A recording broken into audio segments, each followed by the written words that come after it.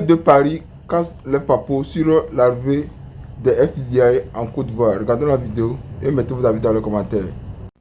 Frères et sœurs, je parie que beaucoup parmi vous, vous n'êtes pas informés. Vous n'êtes pas du tout informés de la nouvelle, la très bonne nouvelle qui vient de frapper, qui vient de tomber. Oui, pendant que d'aucuns se disent des économistes, qu'ils ont redressé l'économie de la Chine, du Japon et de plus de 500 pays au monde, et qu'ils ont surendetté les pays à hauteur de 43 000 milliards, et que le peuple coule sous une dette étouffante, c'est en ce moment-là que, dans ces pays également, le FBI est venu et a sommé les autorités de pouvoir enquêter sur le blanchiment d'argent.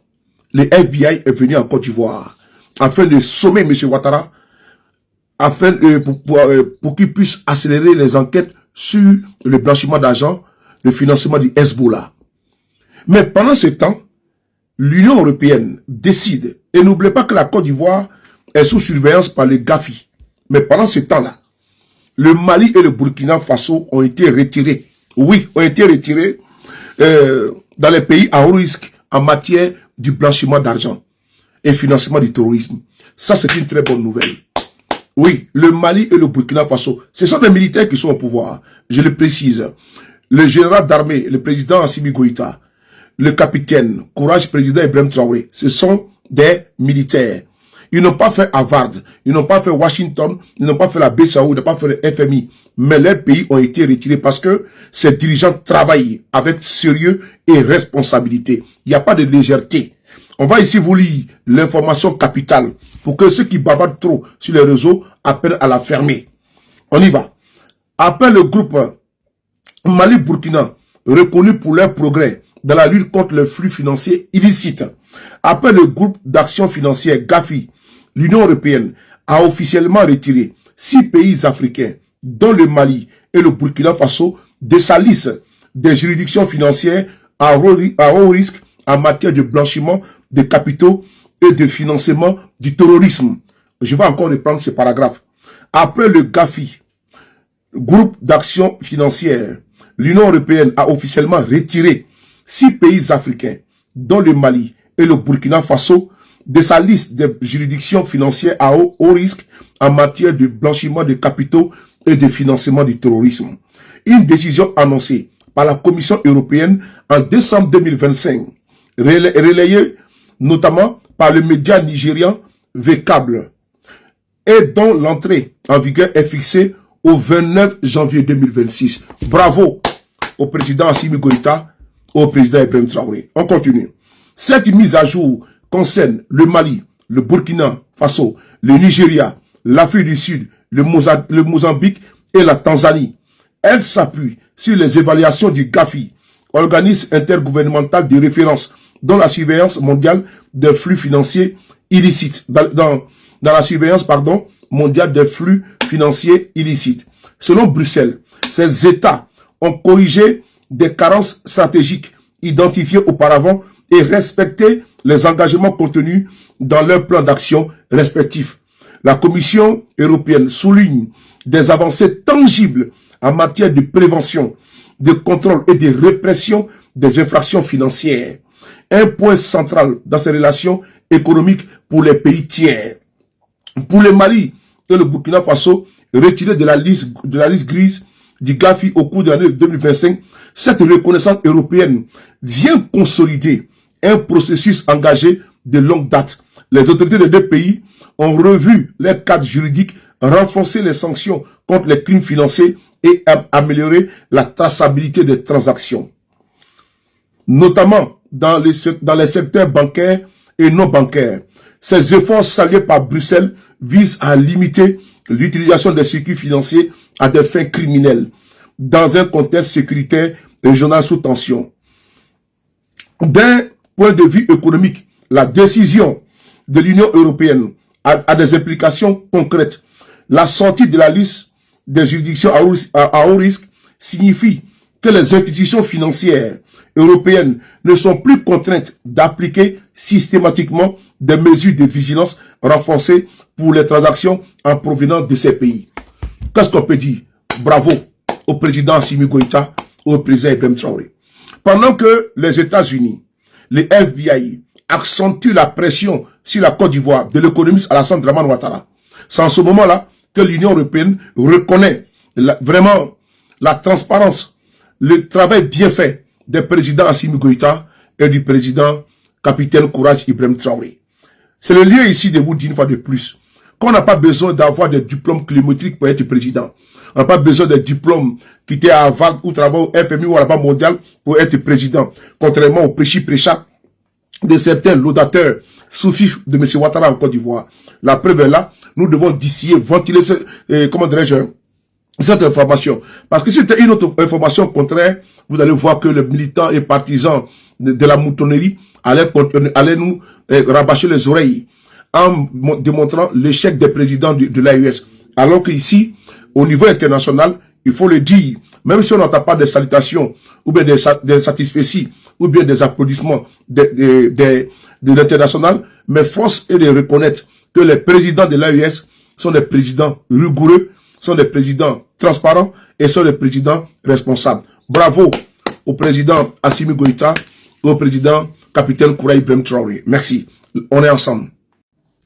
600 000 dollars. 600 000 dollars. 1000 dollars est égal à 500 000 francs CFA. Donc 500 000 francs CFA multiplié par 600 000. Voici la somme que le Burkina Faso a reçue dans sa caisse, la caisse de l'État, sans prendre crédit. Simplement en mettant les choses en ligne. C'est-à-dire au Faso, le Faso est plus digital que la Côte d'Ivoire, malheureusement. Donc, qu'est-ce que le capitaine a fait? Il a permis que maintenant, au Faso, en 2 ans, ça fait 2 ans qu'il a mis ça en place, le certificat de nationalité est accessible en ligne. C'est-à-dire, tu peux aller en ligne et puis avoir ton certificat de nationalité. Ultra sécurisé. Oui, chers camarades. Et le casier judiciaire est aussi accessible en ligne.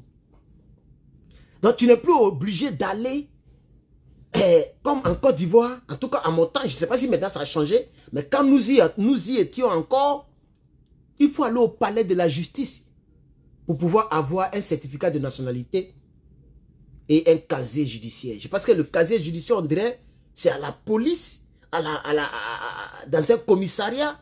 Je ne me rappelle plus trop où j'ai fait ça. Entre le palais de la justice, je parle de 2017, et dans un endroit, je vais dire à la police. Mais au Faso, ce n'est plus le cas.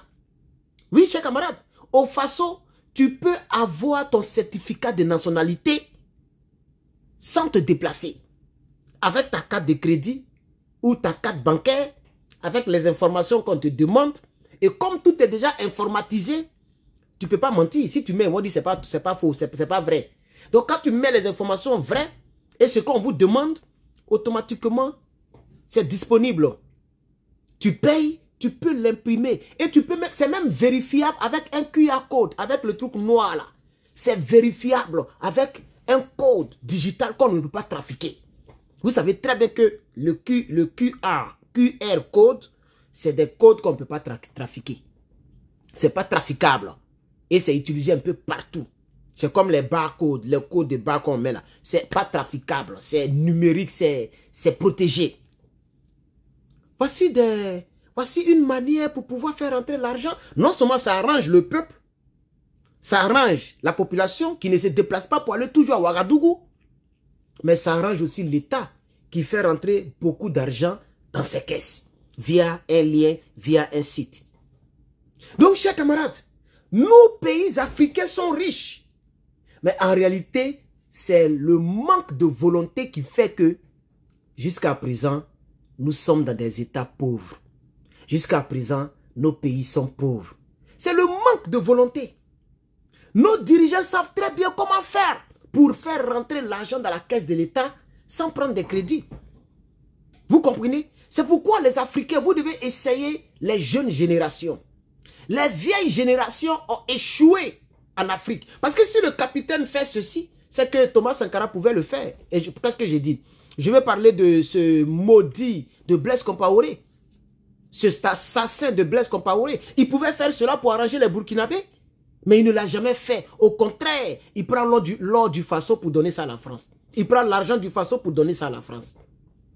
C'est pourquoi nous, jeunes panafricains, nous, jeunes politiciens, nous, la jeune génération, nous qui sommes entre 30, 40 et même 50 ans, nous avons décidé de prendre nos responsabilités. Et en Côte d'Ivoire, une nouvelle plateforme est créée. Un nouveau endroit est créé. Une nouvelle maison est créée.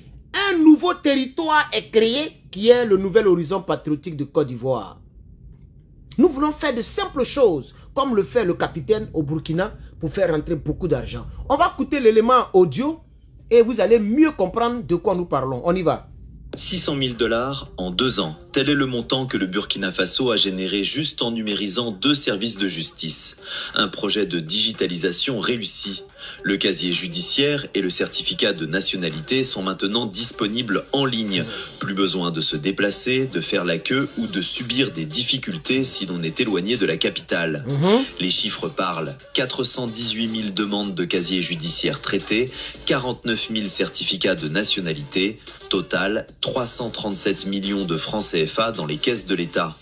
Et le délai, moins de 48 heures si le dossier est complet. Vous voyez, si ton dossier est complet, que tu me renseignes toutes les informations qu'on te demande, en 48 heures, ton certificat de nationalité est prêt.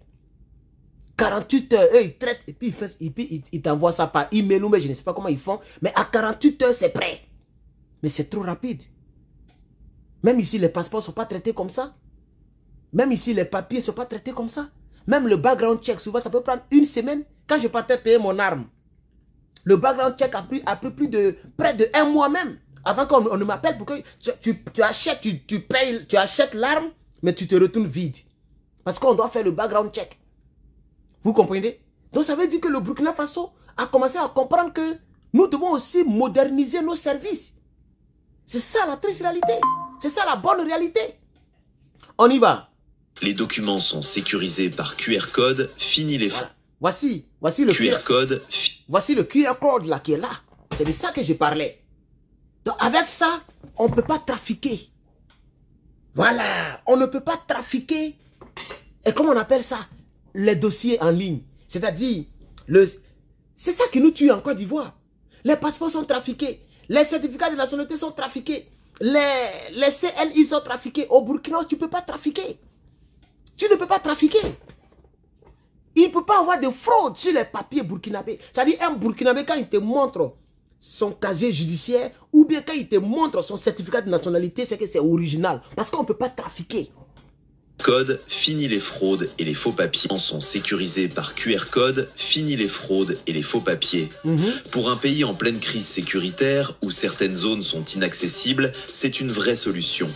Il est désormais possible d'obtenir tes documents officiels sans risquer ta vie sur la route.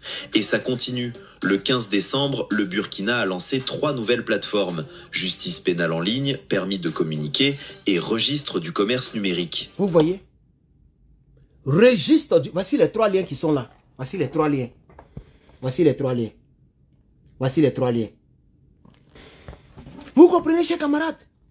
C'est-à-dire, tu peux aller voir, c'est-à-dire justice pénale en ligne. C'est que les gens font aux États-Unis ici là. Tu peux faire ça. Aller sur, c'est écrit justice-pénal.gouv.bf. Quand tu vas là-bas, tu peux taper et voir la traçabilité d'un individu. Tout ça, ça va faire rentrer de l'argent. Le permis de communiquer en ligne. Et puis maintenant, l'acte de commerce. L'acte de commerce, ça y est en ligne. Tu peux aller en ligne et puis avoir ton acte de commerce. Voici 3 plateformes qu'ils ont créées encore. Oui, les hommes intègres. Le pays des hommes intègres. Le capitaine Ibrahim Traoré, c'est un homme à respecter. C'est un bon président. Et nous allons marcher dans ses pas. Vous, les Ivoiriens qui êtes fatigués des trafics en Côte d'Ivoire, des faux papiers en Côte d'Ivoire, je vous appelle derrière votre frère. Je vous appelle dans ce mouvement, le nouvel horizon patriotique de Côte d'Ivoire. Vous n'avez rien à perdre. Prenez mon WhatsApp ou rentrez dans mon inbox. J'ai permis à ce que ma page Facebook puisse être accessible par inbox. Donc vous partez sur ma page Facebook, pour ceux qui vont regarder sur Facebook, rentrez dans mon inbox. C'est vrai que là-bas, quand vous rentrez, bon, j'ai mis l'affaire de PPACI de manière automatique. Donc quand les gens rentrent là-bas, il y a PPACI qui va parce que j'étais encore PPACI. J'étais dans le bureau du PPACI. Mais je vais modifier ça. Mais rentrez quand même dans mon inbox. Ceux qui sont sur TikTok, inbox. Ceux qui sont sur YouTube, comment on appelle ça? WhatsApp. Mon numéro WhatsApp, c'est le +1 840 268 17 16. +1 840 268 17 16. +1 840 268 17 16. On ne fait pas d'appel, on fait uniquement des audios. Puisqu'on n'a pas les mêmes décalages horaires. Et c'est avec le même numéro que je gère tout le grand mouvement, le Nouvel Horizon Patriotique de Côte d'Ivoire. Nous sommes presque à 1400 adhérents en moins de 2 mois. Je salue tous les Ivoiriens et je salue tous les Burkinabés et je salue tous les Africains qui ont regardé, qui ont liké, qui ont commenté cette vidéo. Je suis Herman le Patriote. Je suis fier d'être africain et je vous salue. Soyez bénis.